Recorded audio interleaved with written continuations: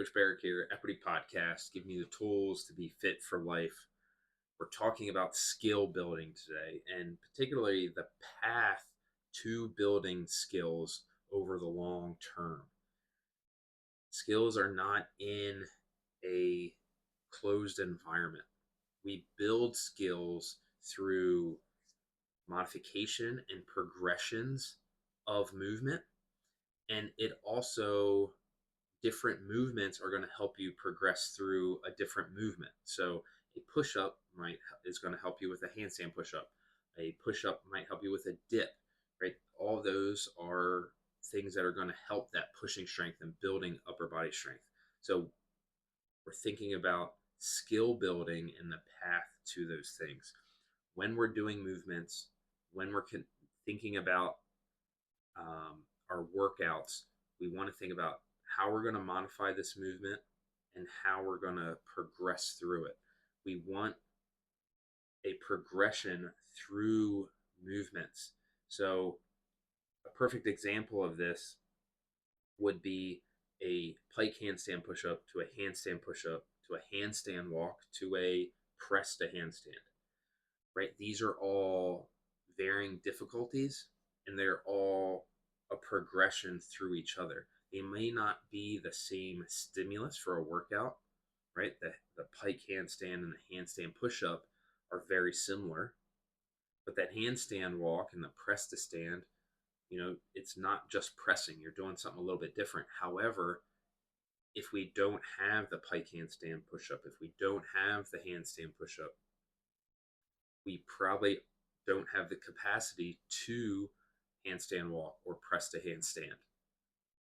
And even if you do have that, you probably shouldn't be doing it because we don't have the strength and stability to stay safe in those other movements. So when we're doing our movements, we want to think about a couple things like, hey, what is the stimulus of the workout? All right, what we're trying to do is we're trying to get some vertical pressing. We're trying to get some inverted pressing in the workout. All right, so we're going to use a strict handstand push-up for that today. Well, not everybody can do that, so let's try a pike handstand push-up, right? And if not that, it's like, well, all right, getting upside down might be really tough. Maybe we can do a handstand hold, work on that stability, or a dumbbell press, right? And those are all going to come up to the other ones. And that day, there might not be handstand walkings, but having the capacity to do a strict handstand push-up will lead to that. Right, so now that's just that progression, right? We're getting those pressing movements. However, the movement patterns of those movements also matter. How we do the pike handstand push-up is going to lead to a strict handstand push-up. If we are doing the pike handstand push-up incorrectly, if we don't have good technique, if we're not building the skill of that pike, we're going to struggle with the strict handstand push-up with the next progression of that movement.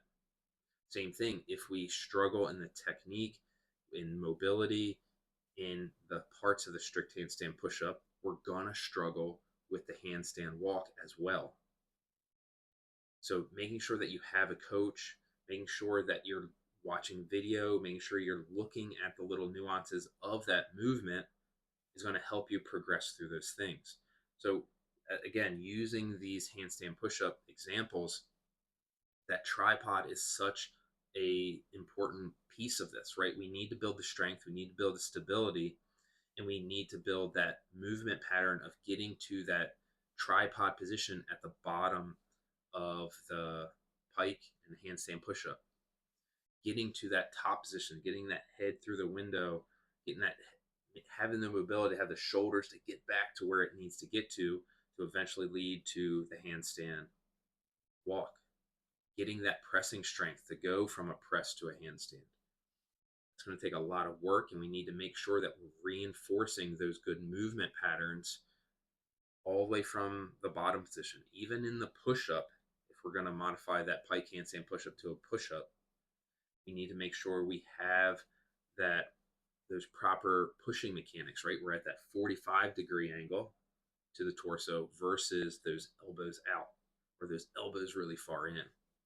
We want to make sure that we're moving well, make sure that we're working on that technique, right? This is how we create mastery in both a movement pattern, and a movement series. So when we're warming up in a workout, and let's say you have the capacity for a strict handstand push up and we're warming up our pikes, like focusing on that pike is going to help us down the road. It's going to help us warm up. It's going to help reinforce those good mechanics, and doing that in every session, right? As I have improved on my strict handstand push up, my handstand walks have improved as well. So by spending more time in those lower level, those modifications and those progressions, it can help you down the line in those more advanced movements. We want to master those basics, those fundamentals, those foundational movements, and it's going to help us get better at those movement patterns. So when we're thinking about doing a workout, when we're thinking about, oh, I don't feel like doing this type of thing or that type of thing, is the movement that you're doing helping you on this progression? Is the way you're executing that modified movement or that progressive movement, is it helping you work towards what you're trying to do? So a good example of this, two examples that I really do not like for movement progressions. One is a banded kipping pull up, right? If you can't do a kipping pull up without bands, you probably shouldn't be doing them. We need that strength. We need that stability. If you need the assistance from the band, you haven't earned the right to do that movement, right? The bands are there as a progression for a strength movement, not for a skill movement. The other one is a kneeling push-up. I'm not a big fan of that one because it limits the range of motion. When you shorten that lever, it becomes really hard to get that full range of motion. We have a tendency to be much more upright, and we don't get that full range. And that's why in the gym, what we mainly use is an elevated push-up. We bring a box in and we elevate your torso so we can get that full range of motion, and we can focus on keeping a good planked position. When we're in that kneeling position, it's very hard to keep a sound plank position. And then, like I said, it shortens that range of motion. So those are two examples of not ideal movements to get us where we want to get. We want to make sure that the movement we're doing is helping us get that movement and not hurting us. Most issues that we come up against when we're thinking about, hey, why am I not getting to this thing? It's going to be a lack of strength and stability. Those are the two biggest ones. We need to make sure that we're doing that. And the reason that we see that is going to be a couple reasons. One, it could be we're just not getting enough volume, right? We just don't have that strength and you're just not doing it enough. So if you really want to get a movement, we need to spend more time doing strength work for that. And then the second thing that we see a lot of times is that when we put those strength movements or we put some skill work into a workout, everybody's first thought is just go as fast as I can. Hey, my goal today is to get my best score possible. And in the long run, that is not the best strategy to stay fit and healthy. Our goal is to do this for a long time. And if you're always wrecking yourself, you're going to burn out. So there are days where the goal is going to be, hey, I just want to move really, really well. I'm still going to breathe heavy. I'm still going to get sweaty. But as soon as my technique, as soon as my movement pattern starts degrading, I'm going to slow down and make sure that I keep that movement pattern and that movement quality really, really high. Because if we start getting into those bad positions, oh, I feel strong here with my elbows out, that's not going to help us progress to the other movements that we want to master, that we want to be able to hit. So there are times when if you want to get a skill, you have to slow down in order to get that. Or what happens is, hey, I'm building a skill. I have the strength, I have the stability, and you're trying to build this skill of a butterfly pull up, right? Doing butterflies, and all of a sudden you start getting tired, you lose your technique a little bit, so you switch back to a regular standard kipping pull up, just so you can keep going, still going faster.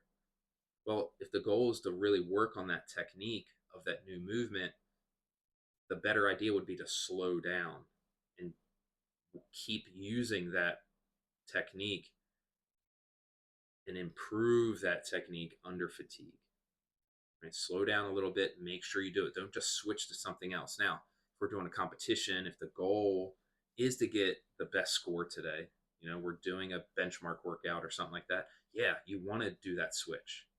You start burning out and you start having to stand around too long, make the switch. But if the goal of the workout is like, hey, I want to stay with butterfly pull ups the entire time, I'm going to do threes from the start. And then all of a sudden, threes become not possible. Well, all right, let's drop the twos. And then I'm just going to take longer sets of rest in order to keep those twos.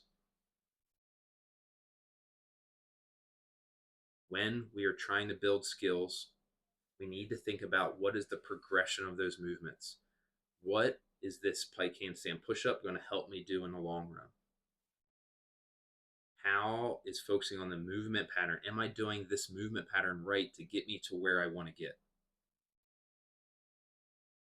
Be mindful of the strength and stability and the skill work in order to get to there. And it's going to take time. Every workout, every session that you do, there should be some thought behind it. It's not just, oh, I'm going as hard as I can today. It's, oh, I'm going to do sets of 3 strict handstand push-ups on today's workout, and as my goal, and I'm going to hold that the whole time. How fast can I go now? Right? That's not going to leave you empty, because it's going to take more time to rest to get that type of set versus, oh, I'm just going to go to singles, just fast, fast, fast. So have a goal for each workout. Have a idea of how you're building those skills over time. If you're struggling with that, if you need some help with that, our individual design program can really help with that. For each workout, we give you a specific goal. We have specific modifications that are specific just for you. And then we have accessory work as well to specifically help you with that. So if you're having some trouble with this skill building, reach out. We can help you. We'll give you some different options on, hey, how do we get to that skill that we want to get? If you think this might help somebody, please share it with them. You have that person that's always struggling with their skill building, and they're looking and they're not sure why they're struggling. If you think this might help, shoot it to them. Thank you so much again for taking some time out of your day to add a tool to your toolbox. Cheers.